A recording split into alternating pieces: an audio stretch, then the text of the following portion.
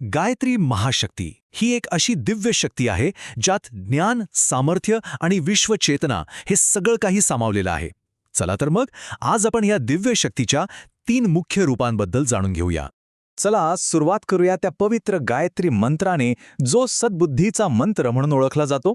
हा मंत्र आपल्या या संपूर्ण चर्चेसाठी एक दिव्य आणि गंभीर पाया रचतो.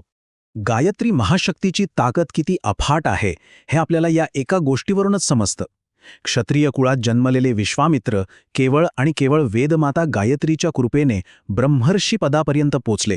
म्हणजे विचार करा, एका योद्ध्यापासून ते महान ऋषीपर्यंतचा हा प्रवास त्यांच्या साधनेची आणि गायत्रीच्या कृपेची किती मोठी साक्ष देतो. आता ही कथा ऐकल्यावर जय नावाच्या एका जिज्ञासू साधकाच्या मनात एक प्रश्न आला. त्याने आस्तिक ऋषींना विचारलं की गायत्रीला वेदमाता असं का म्हणतात, आणि खरं तर हाच प्रश्न आपल्या आजच्या या माहितीचा केंद्रबिंदू आहे. यावर आस्तिक ऋषींनी जे उत्तर दिलं ते खूपच महत्त्वाचं आहे. ते म्हणाले की माता गायत्रीला केवळ एकच नाही तर 3 मातृत्वाच्या उपाधी आहेत, आणि इथूनच आपल्याला त्यांच्या 3 वेगवेगळ्या भव्य रूपांची ओळख होते, जी त्यांच्या विश्वव्यापी स्वरूपाला आपल्या समोर ठेवतात.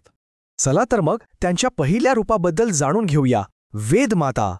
तर यांना वेदमाता का म्हणतात?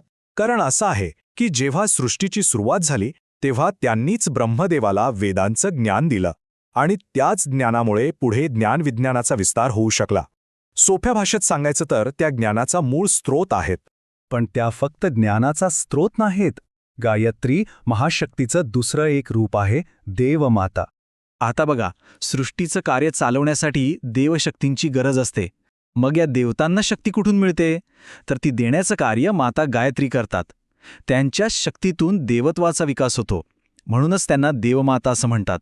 म्हणजे महत्त्वाचा मुद्दा काय, तर त्या केवळ ज्ञानाचाच नाही तर दैवी शक्तीचाही मूळ स्रोत आहेत. आणि आता आपण वळूया त्यांच्या तिसऱ्या आणि अंतिम रूपाकडे, विश्वमाता.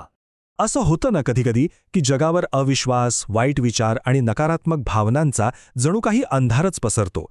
एक प्रकारची वैचारिक मरगळ सगळीकडे दाटून येते. पण या नकारात्मकतेच्या अंधारात एक आशेचा किरण असतो, तो म्हणजे ज्ञानाचा दिव्य प्रकाश. कारण वाईट विचारांच्या अंधाराला फक्त जागृत झालेला आतला विवेकच दूर करू शकतो. आणि हाच अंधार दूर करण्यासाठी ही महाशक्ती विश्वमाता बनते. ती ज्ञानाची एक दिव्य धारा बनते आणि प्रत्येक व्यक्तीच्या अंतर्मनात जाऊन विवेकाला जागा करते आणि पुन्हा एकदा जगात सकारात्मकतेचा प्रकाश पसरवते.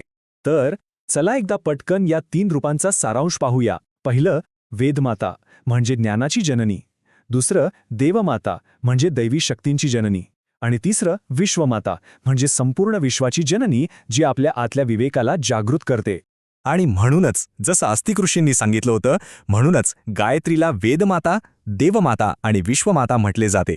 हे एकच वाक्य त्यांच्या या 3ही रूपांना किती सुंदरपणे एकत्र जोडतं. थोडक्यात सांगायचं तर गायत्री महाशक्ती म्हणजे विवेक आणि देवत्वाचा आधारस्तंभ आहेत. त्या केवळ एक मंत्र किंवा देवी नाहीत, तर त्या ज्ञान, शक्ती आणि वैश्विक चेतनेचा मूळ स्रोत आहेत. आज आपण जी ही माहिती पाहिली तिचा स्रोत होता सचित्र बालकथा आहे, जे गायत्री परिवाराने प्रकाशित केली आहे.